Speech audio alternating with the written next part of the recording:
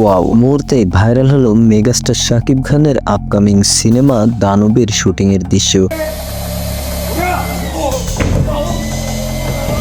শোনা যাচ্ছে ইতিমধ্যেই এই সিনেমার শুটিং শুরু করে দিয়েছে পরিচালক। ছোট পর্দার পরিচালক আবু হায়াত মাহমুদের পরিচালনায় এবার দেখা যাবে শাকিব খানকে। গুঞ্জন রয়েছে এই সিনেমার জন্য শাকিব খান বিপুল পরিমাণ অর্থ পারিশ্রমিক নিচ্ছেন। আবু হায়াত মাহমুদের এই দানব সিনেমাতে শাকিব খানকে আমরা দেখতে চলেছি কালা জাহাঙ্গীর নামে চরিত্রে, যিনি 90 দশকে বাংলাদেশের দুর্ধর্ষ সন্ত্রাসী ছিল। সিনেমাতে শাকিব খানের সাথে জুটি বাঁধতে আমরা দেখতে চলেছি ওপার বাংলার জনপ্রিয় অভিনেত্রী মধুমিতা সরকারকে। মেগাস্টার শাকিব খান মানেই এখন সিনেমা হলগুলোতে দর্শকের ভিড়। প্রযোজকদের আস্থার প্রতীক হয়ে উঠেছে এই নায়ক শাকিব খান এবং আবুল হায়াত মাহমুদের এই নতুন জুটি দর্শক এখন কেমন ভাবে নেয় সেটি দেখার বিষয়। শাকিব খানের এই নতুন সিনেমা নিয়ে আপনাদের কোনো মতামত থাকলে আমাদের কমেন্ট বক্সে অবশ্যই করে যাবেন।